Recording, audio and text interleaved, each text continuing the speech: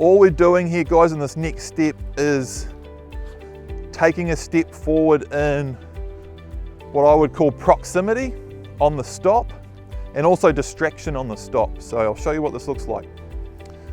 Miko, sit, stay there. So I've just dropped the long line there. Now this is the first time I've been this far away from Miko on the stop. I just took 3 or 4 steps back and you can see she's just 100% relaxed there. So I'm going to step back in. Good girl, give her a pat. Good girl.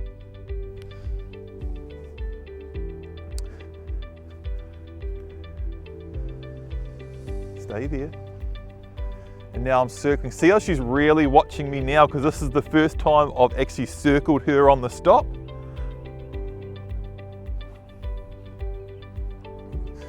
Good girl. Good girl. I'm stepping back in and rewarding her for that really good eye contact. Good girl. Stay there. Stay there. I'm going to step back and circle her. I'm going to do about a quarter circle.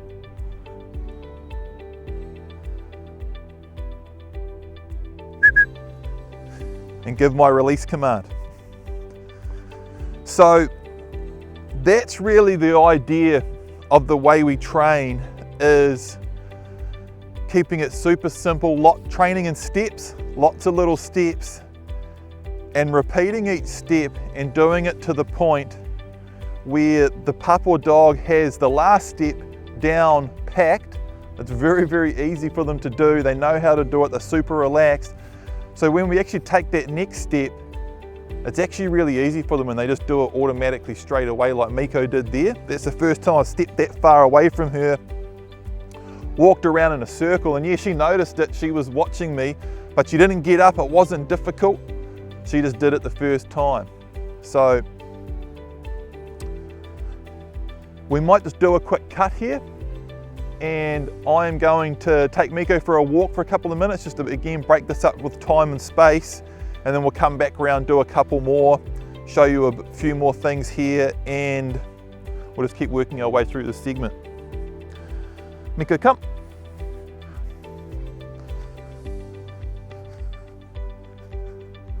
Good girl. Good girl. Okay, so we've literally just been for a 2-minute walk. We went for a bit of a loop out there to break it up, break up the time and space, and we've come back and we'll do another one here. This time I want to just get a little bit more space and time around Miko. Miko, come. Good girl. Sit. Good girl. Sit. Sit.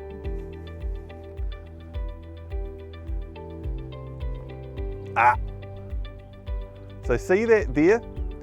She didn't even get up, but as soon as her feet moved and she thought about moving, just that little bit of pressure that commanded disapproval, stepping straight back into her space. Again, this is reading the thought, our Paumiko principle of reading the thought. She may not have even been about to get up there, but the second she did anything that looked like she may have been going to move or even thinking about it, I'm just straight on it.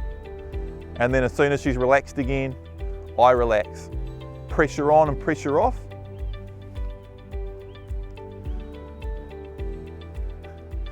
So you can see how much eye contact I have now and attentiveness, because this is the first time I've been back here.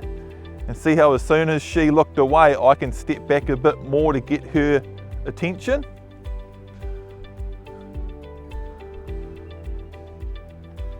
She's done really well there. Good girl. Nice calm praise. Good girl. Good girl. Okay. Sit there. So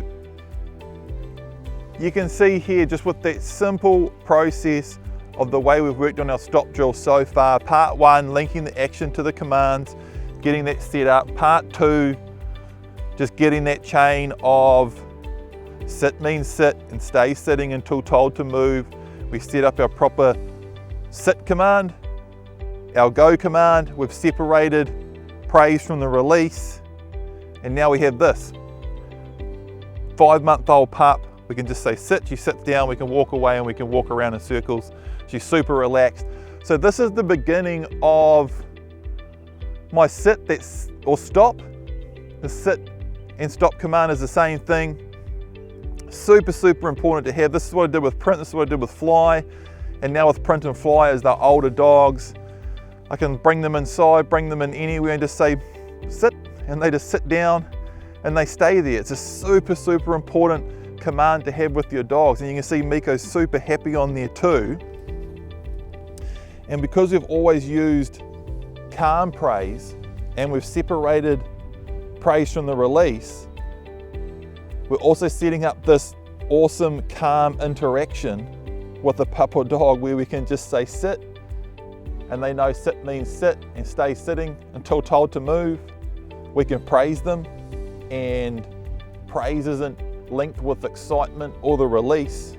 So the way I train a stop or a sit is actually so much more than just the physical act of getting a dog to sit down. That's really, really easy to do, but my stop drill and the sit and the stay and separating praise from the release and everything that I do is actually the foundation of everything I set up with the dog. The way it receives praise, just everything. It really is so much to everything that we shape and set up with our stop drill. Attentiveness, eye contact, the dog learning to look to me to get the next commands before we move on. Miko, up. Focus, not getting distracted like that, listening, again. Attentiveness, see that?